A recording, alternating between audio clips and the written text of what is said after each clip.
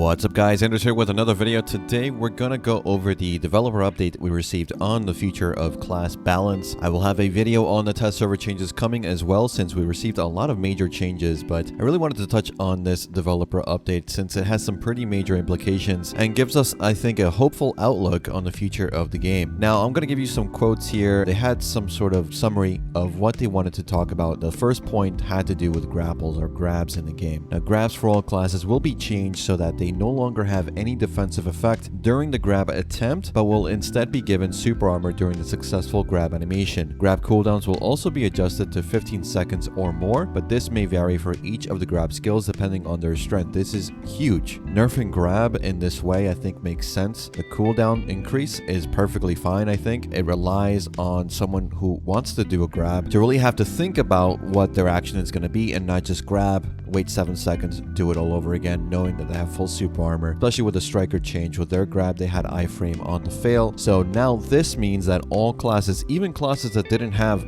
SA on their actual grab, will have SA on successful grapples. However, the attempt will still be unprotected even for classes that previously had protection on successful grapples. That means the striker change will probably go away and they will no longer have iframe on the fail, and the increased duration of the grapples will make it more in line with being able to successfully predict when someone is going to grab and when they have their grab up at the same time. They also talked about blocks. They plan to weaken the effect of S block to create a disparity between Q guard and S block, so the effect of the Q guard will be more prevalent. This is something that they said they didn't like. The S block was just implemented for some classes and others didn't get it, and S block just became just as powerful as Q block. They don't like that. They want to weaken S block and make it less reliable or less of a crutch. They also want to talk about guard gauge. So they're contemplating the merits of adding a system where the guard gauge does not recover for a short period of time after the guard breaks, kind of like what Corsair does to you if you're blocking.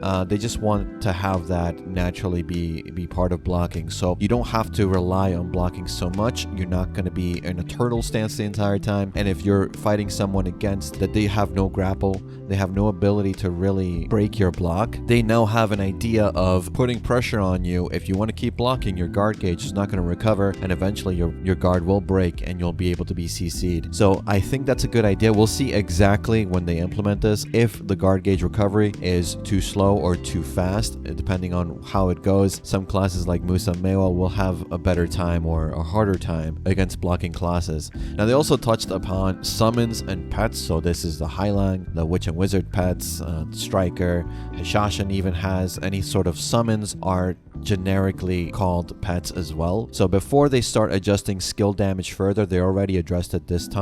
They plan to iron out skill mechanics and their combos first, and additional PvP and PvE damage adjustments will come at a later date. What they did today is they basically let your summon damage be the same as your gear damage. Before, it was capped to 100 to 120 AP and you didn't get any bonuses from brackets from your AP. Now that will all count, so your pets and summons will do a lot more damage with this patch currently on test server. They also want to talk about the defensive effect of debuffs CCs from skills that aren't being utilized or more commonly used skills, and they want to add defensive effects and debuffs or CCs to commonly used skills for classes with relatively fewer ones through the class reboot. That we've seen that so far as well. They also plan to adjust classes with skills that have iframe and super armor while dealing immense damage at the same time. They don't think that's fair. I think can agree with that, and specifically they're targeting Corsair Succession with that. In the case of 3-minute buffs, the E-buff, basically these changes will specifically target classes whose buffs are lacking when compared to other classes. So weaker E-buffs, like today we saw some changes to some weaker E-buffs. They got things like more movement speed, more AP,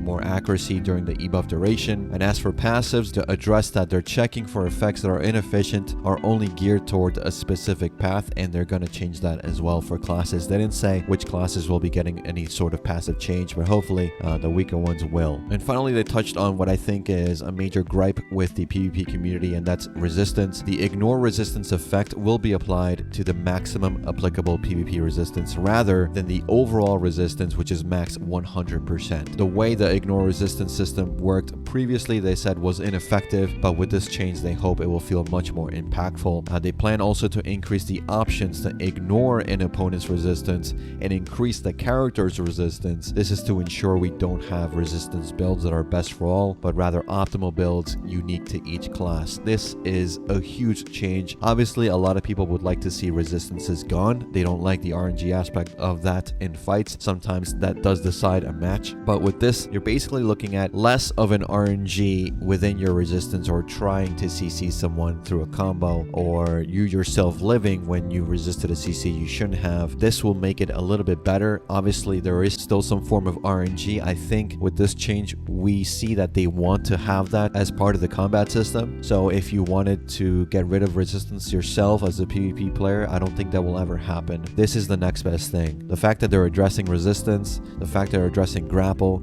the fact that they're addressing Q block being too strong, the fact that they're addressing that some e-buffs are just not that good, some passives are just not as good as other classes. This is all good. This also means that we probably will see more significant changes like we saw today in test server through the coming weeks, maybe into December, and hopefully get an announcement of when these reworks or reboots go live in December. Let me know if you guys thought these changes or these approaches to resistance, to grapple, to Q block are good in your eyes. And that's pretty much it for this one, guys. Let me know what you guys think about today's video in the comments or over on our community Discord. We're now public and accepting new members, so follow that link, react to the comments to get your member role, and say hello. If you want to support the videos I make in small donations, you can follow the Ko-fi link below and buy me a cup of coffee.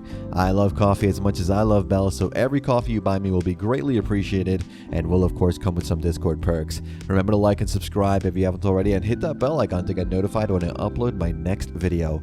Remember, Bell is good.